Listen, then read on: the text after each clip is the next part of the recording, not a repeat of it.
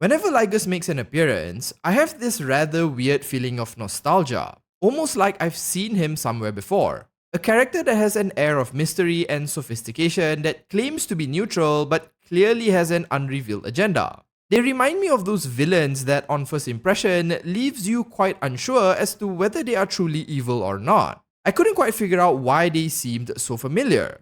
That is until the final few scenes of 3.3. When Lygus talks to Phainon at the very end of the story, things kinda clicked. The tone and gravitas of their conversation reminded me a lot of that scene in The Matrix where Neo meets with the architect. Of course, initially I thought it was just a deja vu moment, or at best an Easter egg. But the more I thought about it, the more this ludicrous idea seemed to fit. And now, I'm very much convinced that Phainon is indeed the one. In light of what we learned in 3.3, in this video, I want to discuss the true nature of Amphoreus, the flame chase journey, and perhaps how it all might end. Before we get started on all that, however, if you want to see more Honkai Star Rail content, do consider subscribing to the channel. Given the topic of this video, I'm sure it's obvious to you that there will be a buttload of spoilers, especially from the 3.3 story. So if you haven't finished it yet, I suggest you do that first and come back later. Otherwise, consider this your obligatory spoiler warning.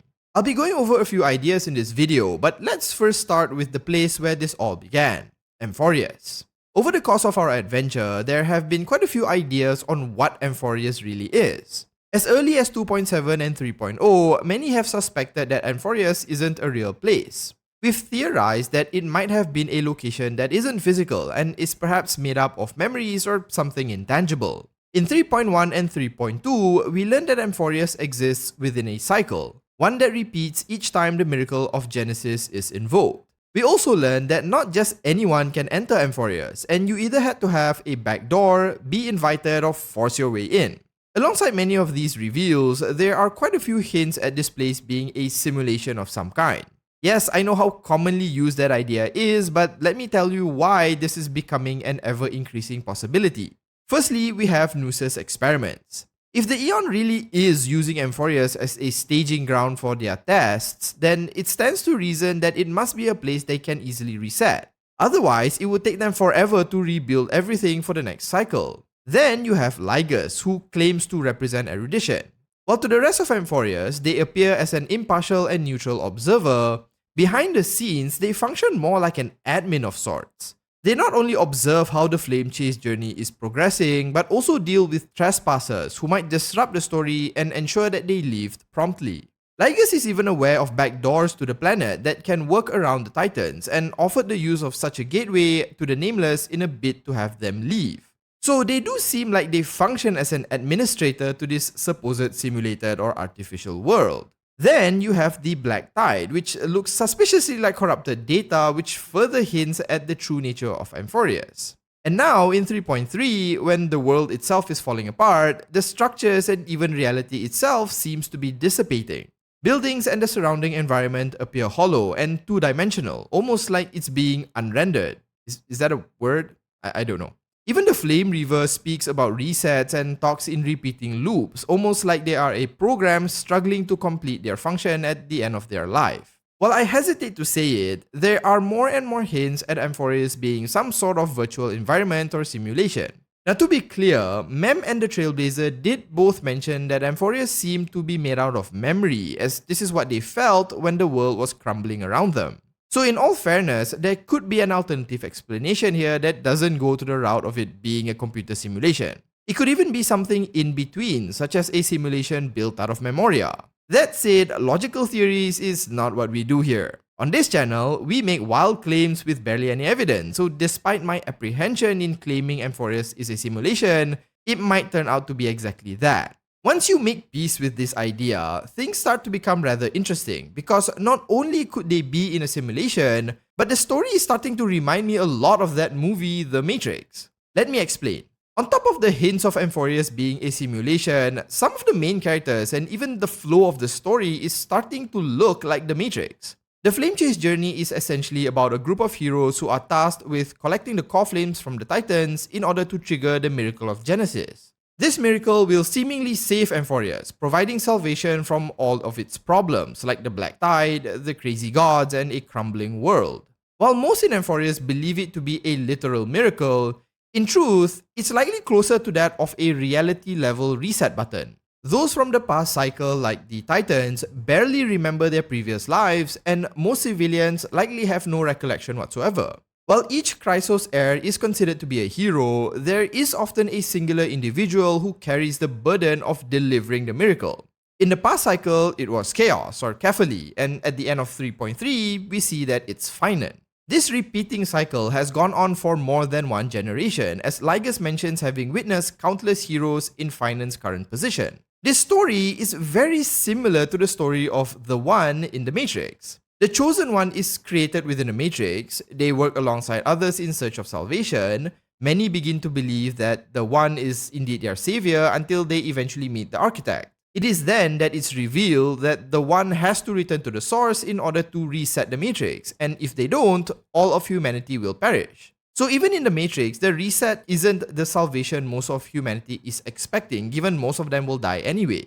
But the similarities don't end there. At the end of 3.3, despite his initial desire to trigger the miracle of Genesis, Phainon hesitates as Cyrene finally makes an appearance. If Phainon ends up triggering the miracle, then things just repeat as expected. But there is a very real chance that he doesn't do this, and instead walks the same path as Neo, choosing the life of one over the many. This might end up happening simply because Phainon has more attachment to Cyrene, much like how Neo has with Trinity. So while we don't truly know how it will turn out, if Phainon decides to hear Cyrene out, the story here might evolve in a very similar way. Aside from the story, there are also similarities between the simulated world in Amphoreus and the Matrix. While the environments they experienced in the Matrix was nothing more than an elaborate computer program, most of the people in there were actual humans. This might also be the case for the people of Amphoreus. As we learn in 3.3, the Dawn device Cephaly holds on their back is actually a scepter, a leftover super tech from the days of Rupert II. I'm not going to go too deeply into this, but the scepters are basically super advanced machines that can achieve a myriad of different things, from destroying galaxies to creating celestial bodies. So there is the possibility that Amphoreus was artificially created by the scepter, but the people here are real humans, given the concept of souls and rebirth does exist as we learned in 3.2. This makes Amphoreus really similar to the Matrix in that actual people exist within an artificial or simulated world. Even the driving force behind the urgency of the heroes is similar. The Chrysos heirs are in a race against time due to the Black Tide, while in the Matrix you have Agent Smith, a rogue AI akin to a virus. Both things threaten to take over and corrupt everything, which forces the heroes to push forward. So other than the fact that the humans in the Matrix was used as an energy source, while Amphoreus humans are used as divinity experiment lab rats, the similarities are uncanny.